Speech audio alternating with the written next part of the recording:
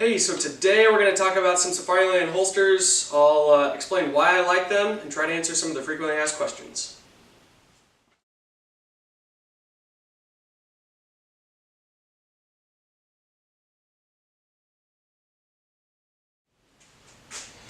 Alright, so both of these are Safariland 6378s. The really only thing in common that they have is that they have the same locking system and they're made from the same material. Other than that, the model number 6378 is, a way of explaining it is that they're still pretty generic. So this one is designed for a Glock 17 with an X300. Now the cool thing about these is because the locking system that they have, since it's not pressure designed, it's actually holding on to, there's a small tab that moves on the inside and it holds on to the ejection port right here. So there's no locking mechanism around the trigger, which I really like. Now it is cut for an X300, but because there's no pressure on the gun itself, it's just a little tab holding the gun in, they can put basically just a big tube right here, and it's going to be really compatible and very flexible on different types of light settings, lasers, so on and so forth. Now it won't fit everything on the market, but it fits darn near everything, which is really cool. So you can also put a 19 into a 17 holster, but because the 17 is a little bit bigger, there's going to be some play. That may not bother you. If you only want to have one holster for both pistols, that's going to work just fine. Now when you buy the holster, often they ship like this. This is the most common way to buy the holster. It has a paddle style loop, I guess you could say, that's going to drop into your belt. But you can also back these screws out and you can install a component that comes with it. Darn, I should have pulled that out. But anyway, your belt can run through it, and it's a lot more of a sturdy way to mount a holster onto your belt if you're worried about someone grabbing it or if you're out hiking, something like that.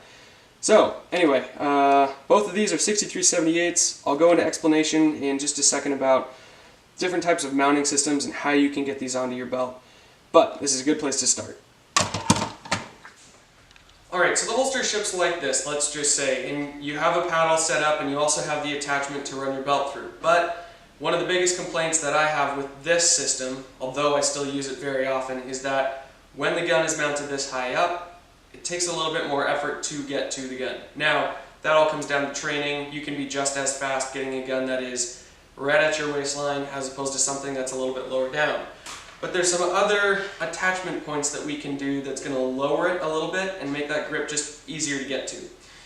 So, this is a QLS fork, quick locking system. And what it does is basically what I just did. I can pull it off of my belt very easily.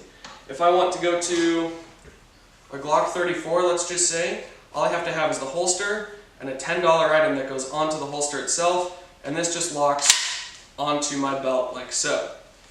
Now the drop component, this piece right here, all it's doing is it's just lowering the mounting system, lowering the holster, and lowering the gun.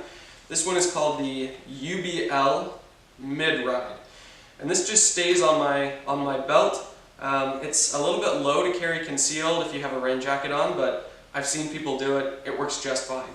Now this leg strap, you don't have to have it. I just find that it helps support the gun a little bit, keeps it from flopping around while it's on my thigh, if I'm moving around, rolling on the ground, that kind of thing. So anyway, this is a UBL mid-ride, this is a QLS plate, and that is the QLS fork. So now that we know all the components, let me explain why I love this so much. Number one, the holster itself, just like this, runs about $50 to $55.